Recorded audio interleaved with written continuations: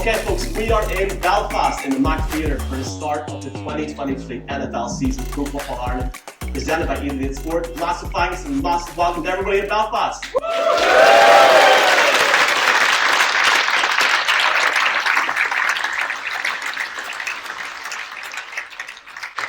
Brilliant. I love these all already, folks. Michael McQueen, Mark Hogan. We're going to start off. Mark, decent guest tonight. Should I get him out? Get him out here, yeah. We'll get him out. Folks, the one and only, needs no introduction. He's played a bit of NFL, he's been on TV, he's got a big affinity to hear. Folks, massive Belfast welcome for Mr. Jason Bell.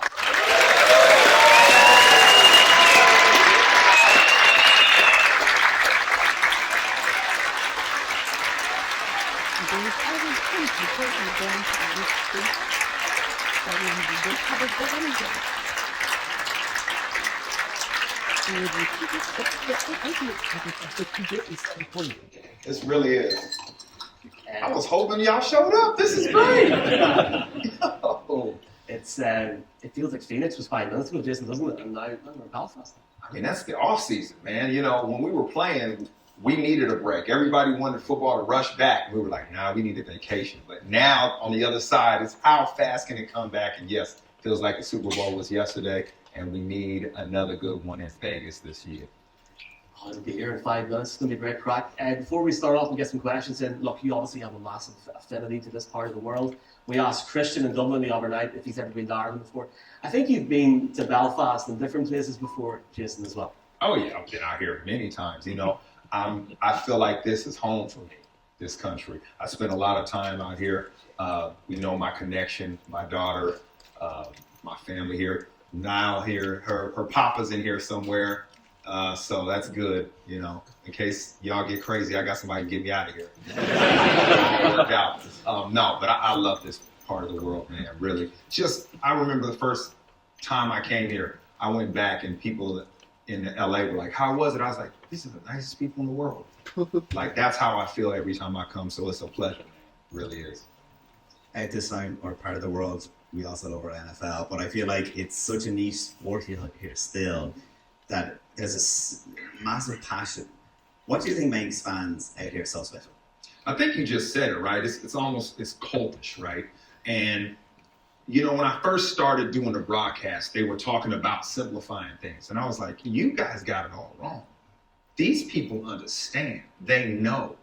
They spend more time learning the sport than Americans do. You know, so what I've witnessed is hardcore fans who know the game, that expect the best. And the fact that everybody loves different teams, that's so cool, right? Because you can't get to one area or one part of the country and everybody likes different teams, right? It's not like that in the States. So it's just so unique. And I really couldn't imagine doing this anywhere else. And it's because of the fan base, really. It's been a pleasure to be involved with this. It feels like even from the last time the NFL was officially here a few years ago in the waterfront, I know a lot of people were here that time as well, and it's interesting to see Jason just looking up the amount of different jerseys here, which is cool. You think we broke a record from Dublin the other night, which is great. Going back to yourself, you know, you donned a few jerseys in the NFL. Let's go back even further than that. You know, originally you were born in Cali, you're California. And I mean, we're getting to California member this week apparently. This is fly out here. I'm digging this. And you grew up, you played a bit of football, obviously. At what point in your youth did you think, I can make it in this league? Never. Not one day. I remember vividly, I could have been 12, 11, and there was this kid, and we were playing football at school, and he was like, I'm going to make it to the NFL. I thought to myself, I was like, I just want to start on my youth football team. You know, it was always that simple for me. Every stage, I knew I had a little talent, but it was all about getting to that next level and still being good. So I was just worried about the next day.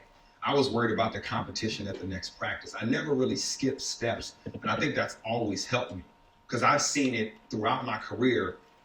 Players, they were looking at this goal and they had this vision, but they weren't looking at tomorrow. And my whole thing was, I don't want you to outwork me tomorrow. And I've always been like that. Like, I remember being a kid and you know you have a growth spurt. And I was really fast, and the next year I wasn't. And I was like, oh no, this is not good. You know, I was all gangly and I couldn't run, and I was like, it's over, it's never coming back. but it did. And yeah, I never thought I was great. I always thought I was okay. So I just had to work. And is that then part of the growing? Like you said LA then for college. Did you find that even with the college players, like you were obviously going to go on to the next level, at that point you didn't know that? Yeah. Is that still there in your head that you're just trying to outwork them every day and you're never even thinking that you were pretty talented? Yeah, when I got to college, I wanted to play, and it was competitive. But because of where I was from, there was so much talent in Long Beach, especially my high school. So when I got to college, I was like, man, I got guys that are at home, couldn't make it to college, that are better than everybody on this team. So I knew then that it wasn't just your talent. It was the other stuff that was going to get you to the next level. I mean, there are super talented people and they make it, but the bulk of us, it was going to be about how you work, the battle. So I started as a sophomore, but that was my only goal, to stay on the field, keep playing, keep fighting.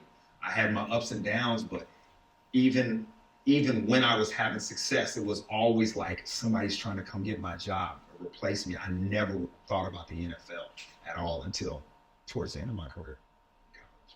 It's crazy now because in the modern day NFL, so few players from college get drafted. We've seen a guy from Wicklow, have to give him a shout out, Dan Whelan, who's playing God willing. Woo! For the Packers next week, first Irish player in 38 years. We'll have to get a big clap or a big view at the end. Actually, we definitely do that instead of his family next Sunday. Seriously, we will. But like for him, he ended up going undrafted, went to the Saints, got cut, and then yourself, you were undrafted. Yeah. When you didn't get drafted, did that knock your confidence, or did that just continue to make you even more motivated to make it? Yeah, it didn't do anything to me as far as how I felt about myself as a player because I got hurt, and it isn't discussed that much, but I was the number 6 corner in the country my junior year, so I probably would have been a second round pick. But then I had a heel injury, I had surgery, and then I missed my senior year, and no scout, they weren't even talking about me. I remember a scout from the 49ers came in. The guy was talking to me a bunch the year before, and he showed me a piece of paper. He says, I can't even look at you, J. Bill. Like, you're my no-go zone because of the injury. And I was like, whoa. I was like, oh man, this is good. So at that time, I knew I was going to have to prove I was healthy and be a superb athlete, run fast, jump high, like make them take a chance on me. I knew I could play. I had that confidence. It was just I had to show that I was healthy again. And then my senior year, I finally started getting healthy. We're in the bowl game. I get invited to 2 of the All-Star games, which gives you a chance. I break my foot in the bowl game. Jump up for an interception. A guy named Lee Evans, who played in the league for a long time, break my metatarsal. So I run the 40. My day was basically, you go out, I missed the combine because I'm hurt. I got a pro day at UCLA. I got 140. I got to run 2 40s because I can't do anything side to side. But they don't know. They don't know. So we got a plan, me and my trainer, like, you're going to run a 40 this day, and then in 2 weeks you'll come back. You're going to run so fast it'll work. They'll do all the other tests. So I'm like, okay. And literally I ran a 4.3 on grass. Fastest I've ever ran on grass. They were like, you want to do all these drills? And I just left. But that's what happened. A guy that just passed away named Gilbert somehow he found out about me running, started looking at the tape and said, man, this guy's getting healthy. And he told Dallas. And so the coach comes out to work me out, and a safety that was going to be the top safety in the country. He was coming out of Washington. So he's doing a workout, and he has all the teams out there. So I'm his workout buddy, but I'm way better shape than him. Like, I've been working. So I make him look so bad in the workout that the teams are like, man, this Jason Bell, he might be okay. But Dallas guys there, he doesn't talk to me.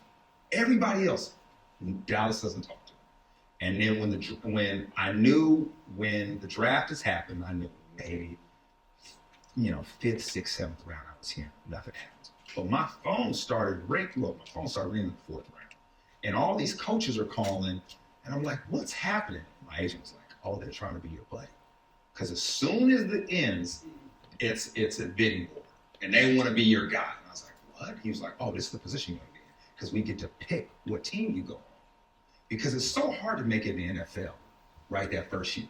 But if you can choose a team that has salary cap issues, young guy has to make the team. Well, the Dallas Cowboys were paying Troy Aikman, they were paying Deion Sanders, and they were paying Michael Irvin. Jerry was like, I need some young boys to make this team. So 8 of us made it that year, young guys. But that's how it worked out. Now, if I go get drafted to another team, I might not make it. So all that stuff happened, all those injuries. I truly think that's the only reason I made it to the NFL and lasted. Because I had that mentality like I am in a fight every single day, every practice. You draft a guy first round, I am going to beat him up every day if he's in my position. I'm going to outwork him. And I just did because I knew that's the only way I would exist. And if that injury doesn't happen, I don't know.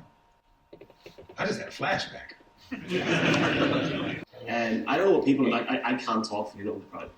I feel sometimes that it's fantastic we've got London games. It's great. It's amazing with Germany games. It's great with games internationally. How great would it be to have a game in Dublin? Or look, if we could have one in Belfast, I prefer 40-minute drive or whatever. But how great would it be to have a game in Dublin? And it looks now, Jason, like that's becoming closer to reality. Oh, it has to happen. I mean, it would be crazy. There'd be so much energy. And I'm just thinking at it as a player. When these guys come over and they feel this energy, they love it now. They talk about it. They're like, these international games are so special. But them coming here, oh man, they'd be talking about it everywhere. It'd be one of those games where it'd be like, man, you see what happened over there? They'd be like, that's where you need to be. So yeah, it's got to happen. It needs to be the next move. And I hope somebody's talking about it. It is way above my knowledge. You know what I'm pushing. They know what side I'm on. And obviously now is very heavily involved with NFL Africa, bringing players from there. But this part of the world, of course, we have Dan Whelan who signed on this week, and it's so cool. It's so going almost back to your mentality and how you had to grind and grind and grind. You're definitely at a bit of a disadvantage being this part of the world, but we've seen players doing at different positions. Obviously, England has been able to put players at defensive end in that, but in Ireland, obviously, we have more kicking. Do you think that there is going to be more of those UK and Irish players making it into the league at whatever position? Without a doubt. But the thing about sports is they'll go anywhere. We know that. You go for talent anywhere you can find it. So now that they're exposed to it, and meaning the NFL colleges can come see the talent, they will come get it. They will recruit it. So that's what it's all about. That's why the academy has been so special. And remember, you got this, you have this whole country and all the talent in this country funneled in. So you got maybe 100 kids to choose from. That's crazy. So yeah, it's definitely going to happen. And the NFL is pushing that. They're pursuing it.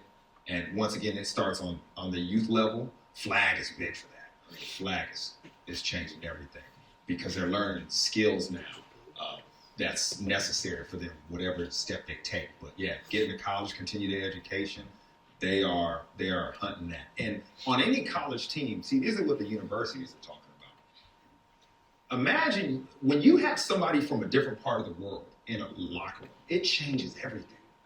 Everything gets better. The world opens up. And that happens on college campuses, but when you're in a sport, sometimes you're in that little, that cocoon. But now you got a person that's from somewhere else, it changes everything. So that's what's so important with this. That's why I want to see it continue to happen. Season preview.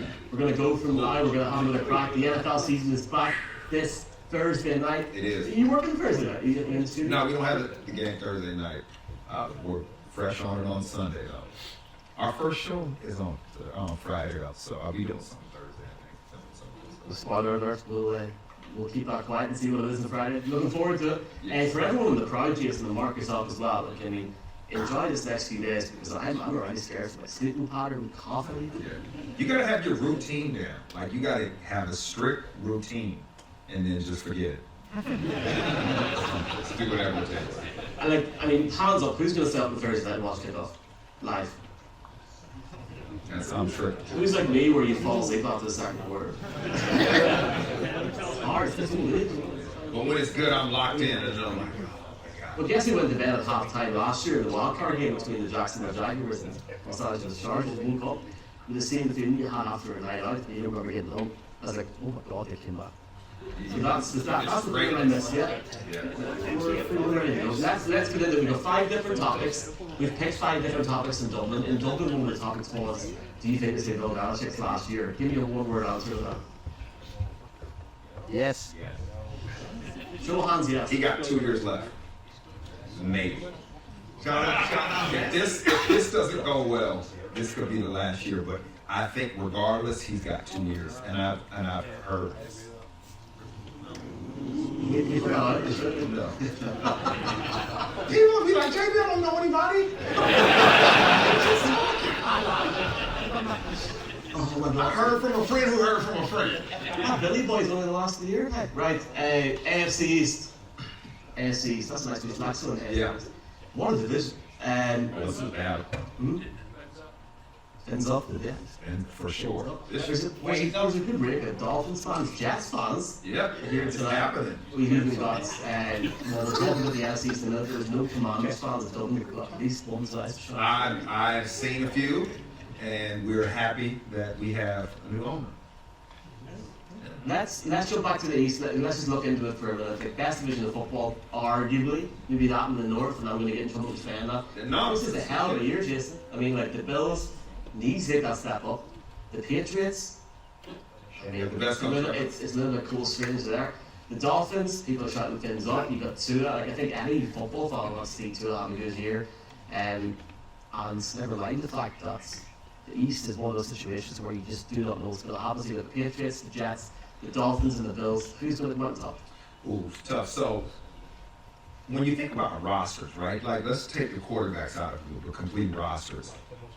Miami might have one of the best rosters in the NFL.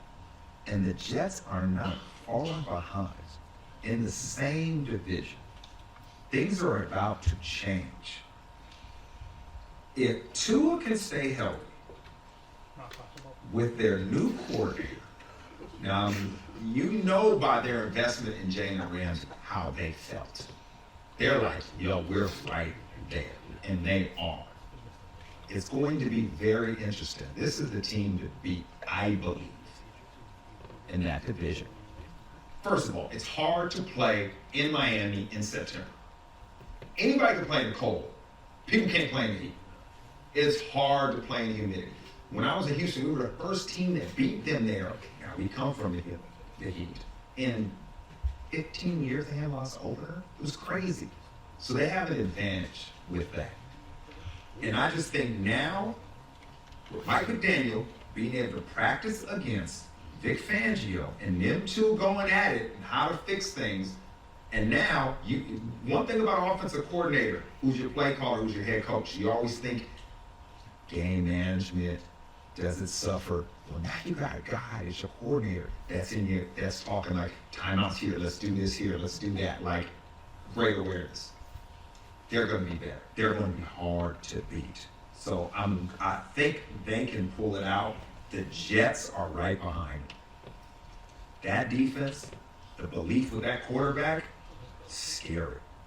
Now, I know I'm going to get a lot of flack for this in heat, but I think the Bills are the third team in the division. I really do. They haven't gotten better. Josh Allen he's Superman. But he has to be Superman every week. They can't win unless he's Superman. When can Josh Allen have a day off? Can those other two quarterbacks have a day off? Yes, they can. Tua can have a day off and make it win. He has a day off against the Miami Dolphins every time he plays them.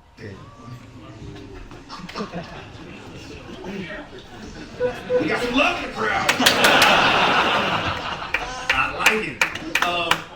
So, and then you think Belichick's gonna fall over?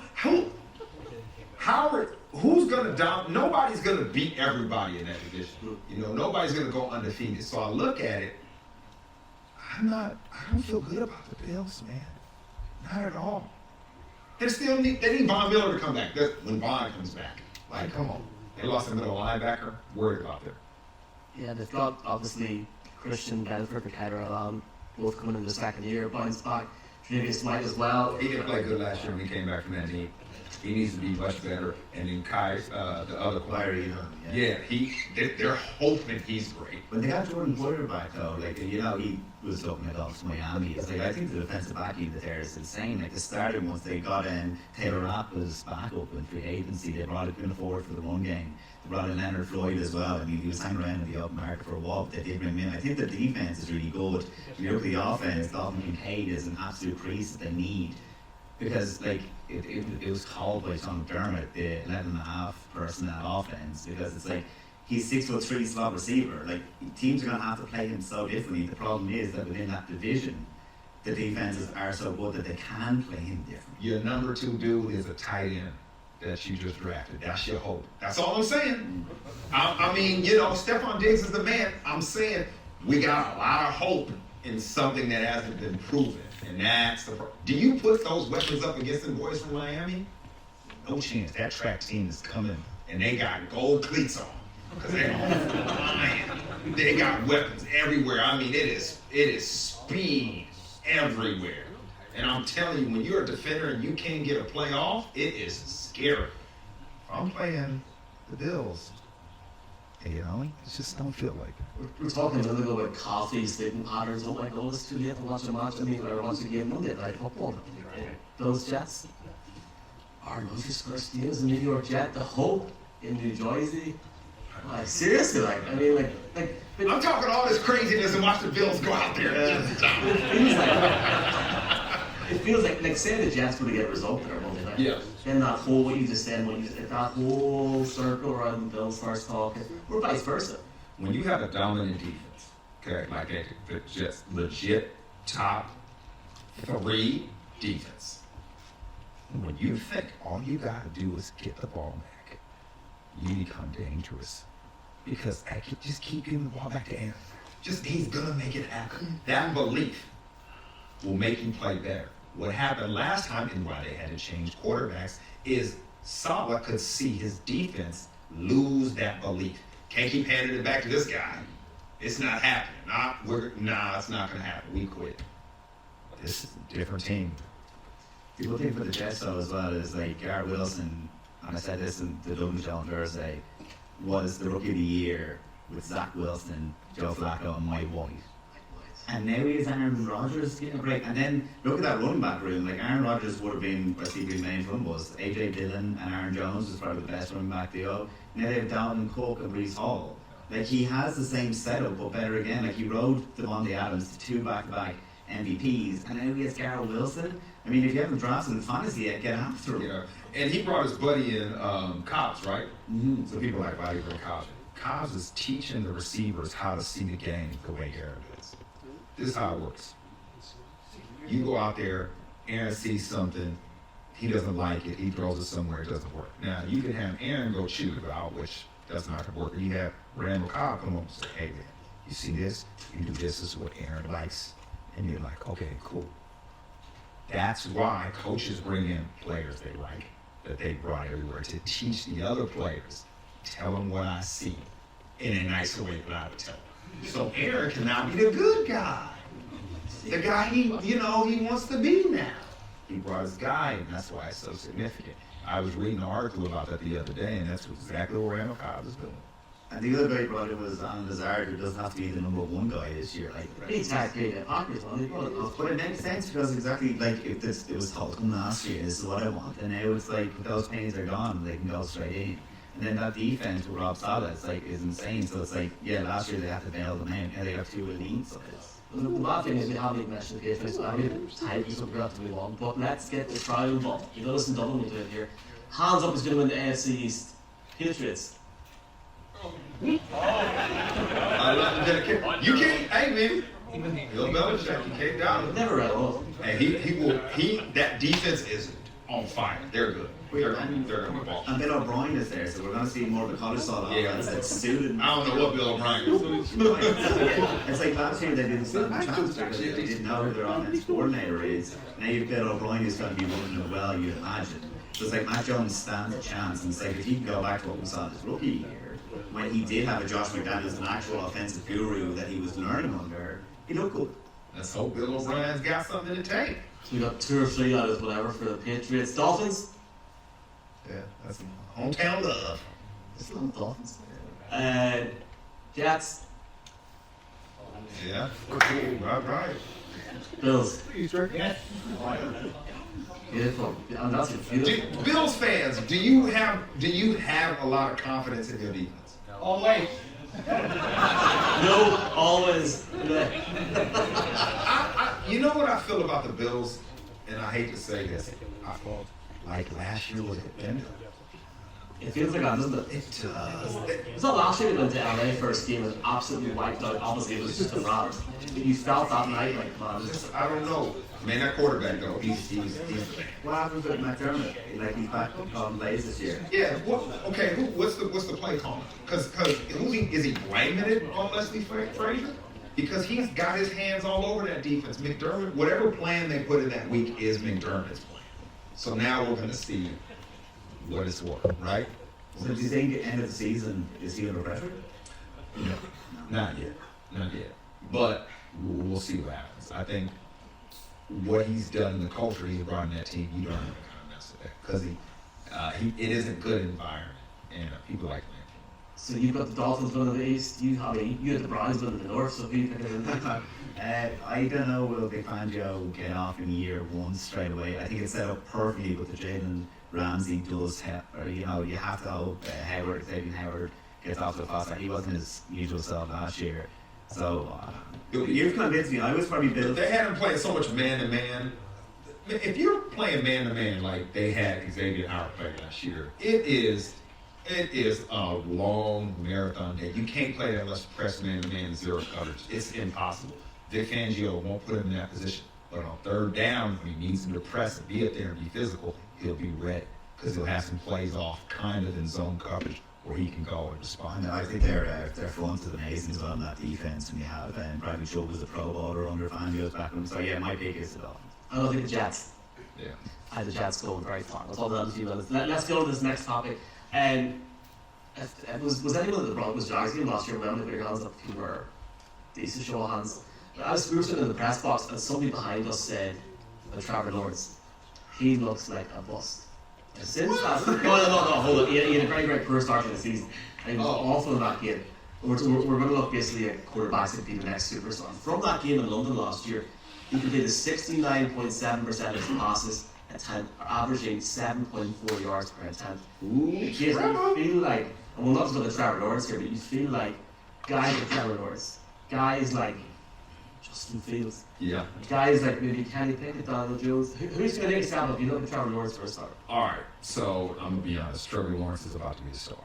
I mean, he's right there. But Kenny Pickett in the preseason, man, he couldn't miss.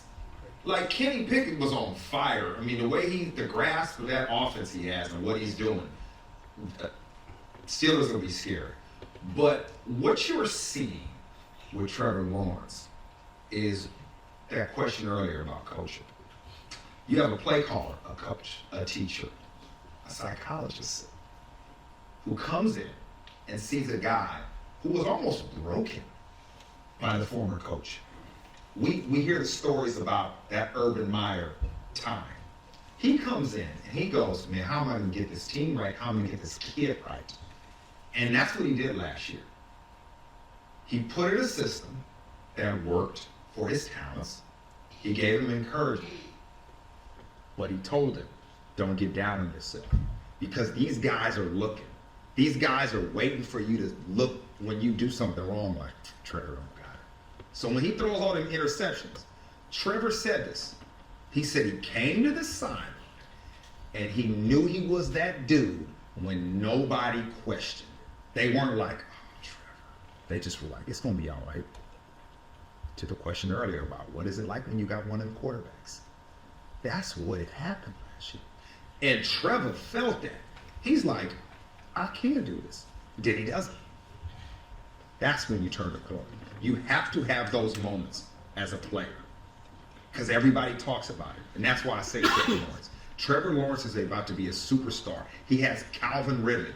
Calvin Ridley, before he got suspended, was one of the best route runners in the NFL. And that is because the man, he can stop on a dime. If you can just decelerate, stop, and accelerate without any body movement shifting, it's impossible to cover you. That's Calvin Ridley. He has a true number one receiver now with a great play caller. And protection. That O-line can hold up. They got better. Right there on the precipice of greatness. I don't think Doug Peterson got enough credit last year. Like even halfway through the season, they went from having 5-set drops to 1-set drops. They knew they wanted to take advantage of his process, Trevor Lawrence's processing power. And like you said, he is Calvin Ridley now. I don't think he's been given half enough credit. When you look at that LA Chargers playoff game, 4 interceptions in the first half, so 27-7 down. What's he come out 3 straight touchdown drives? That's what you're talking. I'm here, baby. That's what he told them. And they responded. I mean, that's the moment. That's it. Everything changes then for a player, especially a quarterback. Peyton Manning wanted to take himself out of a game his second year. And the coordinator said, what's his name? That's now. Tom Moore. Said, no, you can't come out. Like, you can't do this. He's like, I am making us lose. Like, I'm bad. He's like, you just got to battle through. Look at Peyton. That happened. So it's all about those moments, man. You got to have it as a player. I feel like there's actually a lot of Bears fans in the crowd. I feel like we need to have a mention about Justin Fields. What needs to happen to see Justin Fields take that next step this year? Because like, if there's ever a moment, because you said it a minute ago in the green room, someone said it out loud, you've got an interesting team picking the NFL or winning the NFC North. Going by that wee second ago, if that happens, people will start going mad in the crowd. Do you want to tell us who it is, or? Well, I think we can talk about Justin Fields first. Oh yeah, we can do both. Justin Fields. So if I'm a Bears fan, success is watching him flourish this year who plays better. I think he has the skills to do it. The way he plays the game, he is a threat on the field. He now has a number one receiver, somebody he can trust, somebody who can go find space when he's moving around. He needs that. If that happens, they're in good hands because this guy has all the skill set. He is a ball distributor. You know, he in college he was quite accurate in what he did. He's been thrown in a situation where it was just messy. It's hard to have success as a young quarterback without that right infrastructure around you. And he didn't have that. So this isn't a Justin Fields question. This is a team question. But if he shows growth and progress this year, it'll be all right. It'll be good. Future looks bright.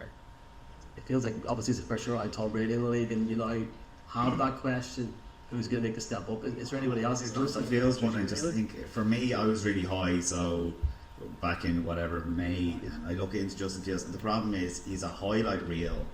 But then when you watch what the actual game was doing, like 130 yards a game is what they had last year. He was given and had the same excuses that Lamar had, that he didn't have a wide receiving core, and now he has. Look, there was a reason that going in when they got the first overall pick, the Bears, that they were wondering, do we bail out and get a different quarterback? And they said, well, no, because we're going to have to go through this whole thing. So it's like, yeah, when Carolina came along and they gave you the ammunition to do it next year and a number one wide receiver, you can have a proper evaluation before the fifth year option comes up next year. They were like, this is all of our dreams come true because we can get a proper look at Justin Fields, because he does bail out too often, I think. And you got to bail out when you got that heat on you. Yeah, 100%. But his metrics last year are like, people are hoping that it can be Jalen Hurts that you're going to compare him to. Jalen got the best offensive line, and that you can have him like a Josh Allen that in year 3 you just explode. But like, his metrics last year were more along the lines of Zach Wilson. It's like, not everyone is able to just turn it around. There has been players like the likes of Troy Aikman that were able to have a poor start to their career and then they were able to improve and become legends. Daniel Jones now, I mean, that's a 50-50 whether it's real or fake. But I suppose that's where Justin Fields at the moment. You just got to look at what's around him. For me, I think if it's a good year, it's brilliant. Otherwise, I think they're going to play for Kyler Murray next year otherwise. No, that's a whole different. Because it'd be so cheap. I'd be kind of, but he might not be fit. Whole other story now, but I genuinely, I have a lot to see from Justin Fields this year. Is there anyone that we've missed out, folks, in terms of being a superstar? He's about the ball. Yeah. That team, that roster is awesome. Let's just start there. Good defense. Everything around. Jordan Love has been in this system his entire pro career. All of this stuff, nothing's new. He's just had to figure it out. Now he's the man on campus. So you now have a play caller that your head coach who they brought over to be the play caller who's had to fight a quarterback because he didn't want to hear his plays. That goes, hey, let me show you what I came here to do. Do you trust me? I gotta trust you because I can't trust anybody else because I'm Jordan Love. It's just the beginning for me. Whatever you want to do, coach. So now everybody's got something to prove. If LaFleur is the man in play calling right now, this is why we did it. This is why you're here. Look at what you've done. This is that whole tree of guys. Kyle Shanahan, McVay, all these wizards who can plug anybody in. Well, let's do this. And I think the Packers, man, they got it because of that. It's a different feeling around there because you removed somebody. He was great, but he had to go. And it's that experience of sitting behind Rodgers for a period of time as well and having this ought to come in. His arm angles changed, everything. The stuff he's doing, I mean, you watching him great every day, work. I can't wait to see the Bears against the Packers this Sunday. Again, I know the Steelers-Niners game this week is so good, but that Bears-Packers game, it feels like the NFC North is so much running on that as well. Who's going to win the North? NFC North? Lions. How ironic would it be if the Packers won it this year after being the Bears? Baltimore. Packers. What are we talking about? The NFC North, my bad. So like I'm That's saying, how ironic would it be? It's I said North, my bad. How ironic would it be if the NFC North was led by the Packers again this year after every They're gonna win, yeah. You're right. It's Vikings. Packers gonna get. Yeah. I'm trying to think. This is. The Vikings can't keep doing what they're doing, right? I mean, how many times you gonna roll the dice, you know? Though I'm really excited to see their defense. But Lions are exciting. I mean, like I want them to yeah, so I love the Lions. I mean, the defensive coordinator taught me how to play corner here in Atlanta. I just don't know, man. I mean, we're all up to half forward on Friday morning watching them, so hopefully, hopefully. Yeah, it's gonna be tough. Third topic, we got 5 topics, and we're going to get some questions. Both actually, read a quick look. No, I was going to say, should we talk Kenny Pickett because I think he's super interesting to the Steelers. And I'm more concerned about George Pickens now because he's like a highlight reel. It's like, what has he done that Chase Claypool didn't do when they got rid of Chase Claypool? Now I know the Pittsburgh Steelers are well able to wheel and deal there, fantastic wide receivers. But he showed a lot. I think that he showed rookie traits that were fine to show, that he kind of bailed out and stuff like that. But he got better on 3rd and 4th downs. He thrives under pressure. I think Kenny Pickett's going to be, thereabouts. He might even go to the Trevor Lawrence level. I think they've got an absolute gem there in Kenny Pickett. He looks so different and more confident in the pre-season. And you mentioned George Pickens. Deontay Johnson, I don't think I'd ever see any. He's nice. Yeah, I'm going to have a good year one. Baller. He's baller. And, you know, Pickens' thing is he's a true number one, meaning if you get man-to-man coverage, you just go at it.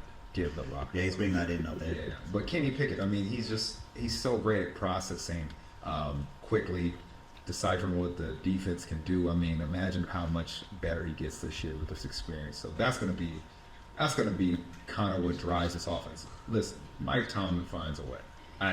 Every single year, it doesn't matter. He gets the best out of what he has. He can find a way to motivate. And they have the run game with the O-line. It's going to help him out as well. It's going to be massive. Have we any Niners fans there tonight? No. Okay, simple question. We're sitting last Saturday. Happy days, Notre Dame, Navy, and Dublin. What do you mean Trey Lance scored at Dallas? What's going on? Did Kyle Shanahan and John Lynch let Trey Lance down big time and give them an opportunity to something? When he gave him opportunity, he got hurt. But sometimes that's beyond his, like, you know, at the end of the day, before he was injured. Yeah, they got rid of Garoppolo. I mean, they had to give him an opportunity. They too much draft cap there. Everybody's manual was on the line. They got bailed out. They got bailed out with this situation, and they lucked up. But they picked Purdy. If you see when they drafted Purdy, they were talking about him like, "Oh, you don't fit well in here." So it's really unfortunate for him. There is a thing. Bill Parcells, the old famous coach, has always said, forget the number, but it was in the high 20s of starts a college quarterback needs to be ready to play in the NFL. And that's true now. When you're looking at a lot of these guys that have success early, they played a lot in college. Purdy played a lot in college, and he had a lot of games he had to come back from. When you don't have a lot of experience in college, you got to get the experience. Where's it going to happen? It's got to happen in the games. So you're going to have to struggle through some games as a fan watching these young quarterbacks play. Do they have the right infrastructure around them, the coaches that get them ready? That's a part of the luck. But when you look at Trey Lance, he didn't play enough. He had the COVID year. I mean, the guy wasn't on the field. So you get him in here and you want this product that he's not going to be. Now, if he would have been healthy, we would have been able to see that growth throughout the year and we'd be talking different. But when you get hurt, the game passes you by. It's a terrible thing, but I've seen it too many times. It keeps moving, with or without you. Hopefully he has an opportunity at some point to show what he can do, maybe in Dallas at some point. As late as Roger Goodell walking out onto the stage, though, people were saying that Mac Jones is who Carl Shannon wanted, and it was John Lynch that said, no, we have to go for Trey Lance. So I think it's great as a 49ers fan, because you have the perfect setup now that Carl Shannon is his guys, because they were thinking of him, it was going to be Mac Jones, right? That was the same draft. So I think that it's a system at the end of the day. That's why you had Jimmy Garoppolo go 38 and 17 as the starter. He was in and out of the starting lineup 7 times through injury or whatnot. That I don't think that Jimmy Garoppolo is going to be half the person when he goes to Las Vegas. And when Shannon was in his first year and they're I don't think he's going to ball in Las Vegas with his guy. not to the extent that he's been with Shannon. I think Shannon is the man. Man, he got his boy back in Las Vegas, though. For Devontae Adams. No, I'm talking his coach. Oh, see, That's his guy. I think that Shannon is such a wizard, though, that system was so. That's why you're able to put my thing, and I've said this on the podcast. I see Sam Darnold being the starter come playoffs. I think that Brock Purdy is a genius, and he goes way off the charts in all those tests. But there's a reason there was the Jets could have tanked for Darren, whatever the phrase was back in the day. That it's he saw his ghost for a while, but I think that Shannon molds these kind of guys and plugs them in. That they're my Super Bowl pick, because I just think that the defense and then Shannon just having no distractions now anymore. He has a guy he works with. So we gotta reaffirm here. Okay? We got a problem. Shanahan is a wizard. He's a great play caller. He's a great play designer. He believes he's playing a video game. When he goes, I'm going to design this. You're gonna do this, throw it, right? And it works. It works. Talent everywhere. Guess what happens in the big games? You're going up against that guy that you can't do nothing about as a coach. You draw up the greatest play known to man, but that dude is a machine. Patrick Mahomes, Josh Allen, we're talking about. So you can have all this, and you get in that big game, and that guy on the other side is just, how did that happen? That's how you beat the Super Bowl runner-up. I'm going to bring down there a couple of quotes from Matt Ryan. He was asked a question recently on what he thought of Mr. Shotterham, and the quote on what Dave Garoppolo feels about him. It's That when you missed that deep pass, he threw that Garoppolo in the Super Bowl. Great design. What happened to the ball? You got to have that guy when it comes to those big games. I'm telling you, in the fourth quarter or in big games, it is players. Who's winning? What one-on-one can I win? Every game you watch, every quarter is different. First, We're filling each other out, filling the game out. Second, we okay, we kind of gotta vibe. This is what you're doing. This is what we think you're gonna do, and then we're trying to maintain that in going into halftime, right? Clock management. Either try to keep you off the field or whatever. Third quarter, adjustments, whether it's plays or whether it's techniques. fourth quarter, wipe your hands. Who's hot, who's not, and where we are on the clock. Every game, watch it. It's just how did the Patriots used to win? Get everybody out, 5 wide. You run Gronk on the route, you run Edelman or wherever's in the slot, and you switch it. Double slants, some kind of route over here, flip it, all that. We trying to get a one-on-one. Tom Brady go all the way down the field and score. Every fourth quarter. Players. we've got 2 big topics we're going to get done.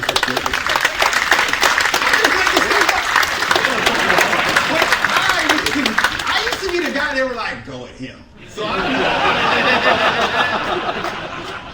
I promise y'all, I'm in the playoffs. Oh my gosh, this is a true story. I don't even know why I'm going this way. You might have a question, but forget that question. We're in the playoffs, and I'm playing safety all year, doing well, get an interception against Washington to get us into the playoffs, right? I'm like, yeah, this is working out. Corey Webster, our corner, gets hurt, and they're like, you got to play corner this game. I used to switch in and out at corner, but now I got to start. And I'm like, all right, cool. They didn't trust the young guys. So I'm like getting ready all week, getting myself psyched up. We had 2 other corners. They were both veteran corners. One's playing nickel, the other on the outside. We're playing against Philly. The quarterback lines up, and he looks at me and he goes, number 33's playing now. They proceed to throw 6 passes in a row on me. I mean, they are attacking me. The grass was a little loose, and I knew they were going to double team me. And I know, and then Sam Madison comes over and he runs to me. He's the other corner. He goes, Jay Bell, sometimes in life, you that guy. Jay, you're that guy. You better tighten up. So I got it together. That was all right. Luckily, because my other safety is my buddy, so I was like, lean over to my side. You know, make it look like we're doubling the receiver, but it was rough for the first half.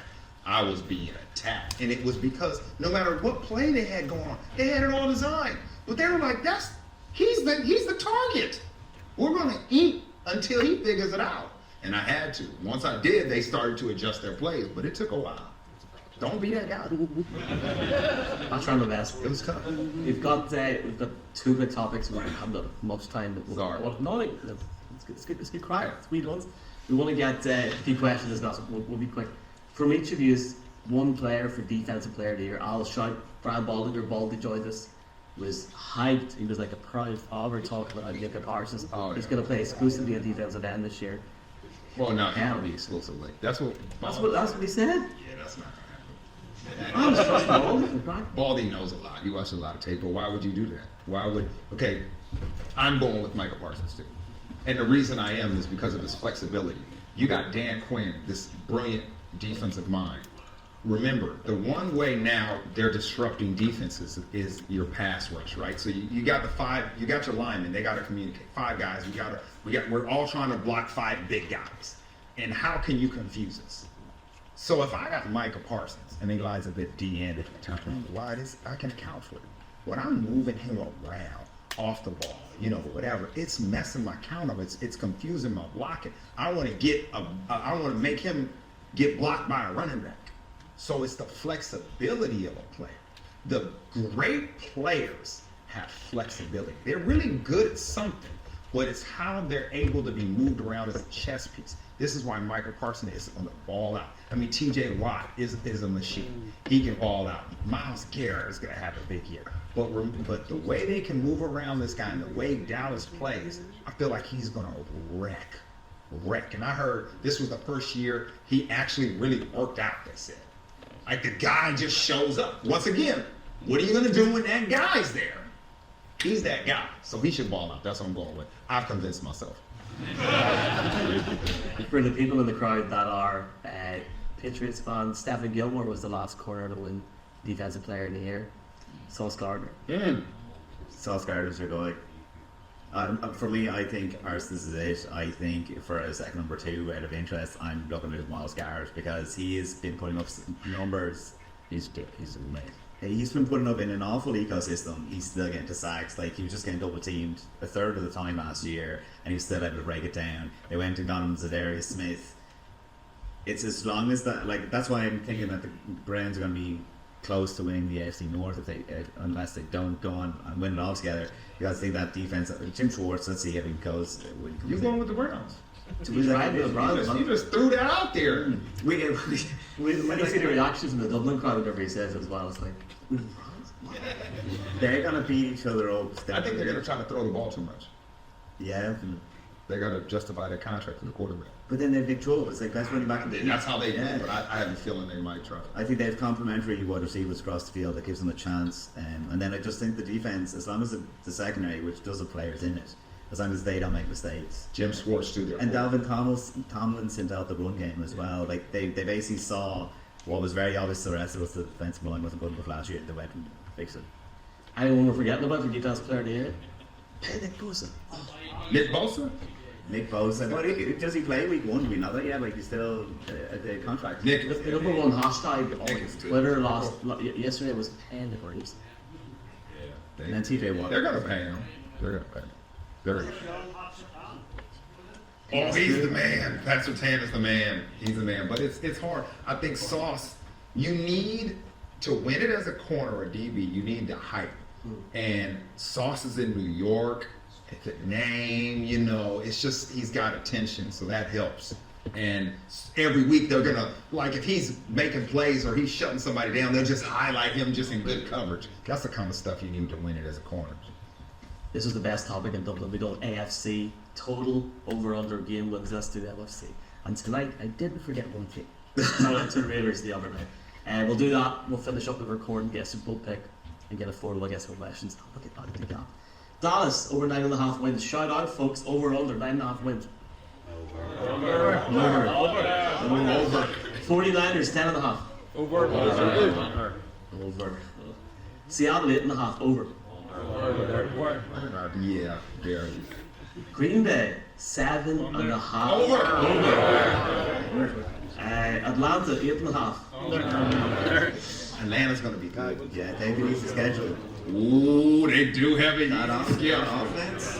Atlanta is going to be sneaky in the NFC South. Come on. In London as well. I am Chicago. pumping that up too. It's a part of it. We will see you there, man. We will see you there. Chicago 7.5. Under. Detroit 9.5 is interesting. Under. I hope it's over, man. Oh, boy, I just. This one here, Minnesota 8.5.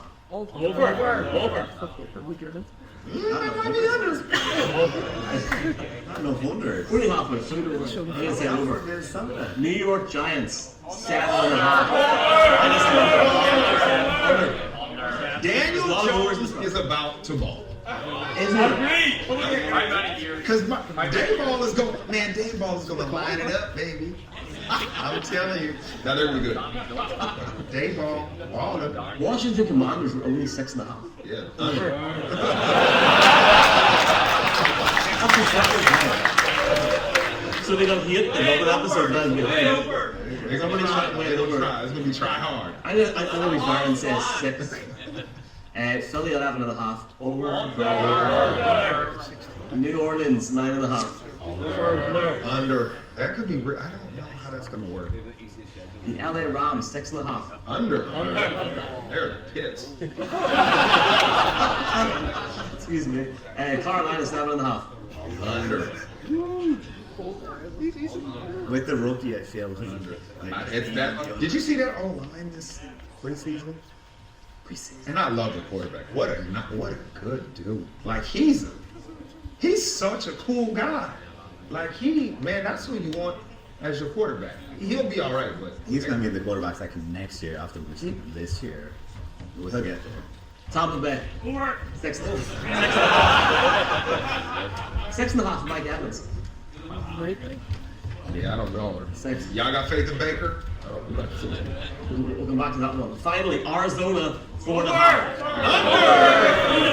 I'll with the first pick. Right, very quickly. We've already given our Super Bowl picks, so we'll do a 10-second thing and then give Jason's. I have got the Jets getting to the Super Bowl, but Jalen Hurts beating them in Vegas and riots and so. Who got it? 49ers playing Chiefs. I have the 49ers winning, except for he tells me that the Chiefs get them. Well, Jason, here we go. This is your moment to shine, man. This is it. Who's going to win the Super Bowl this year? Man, I want that game. I'm all about the storyline. I want the 49ers and Chiefs.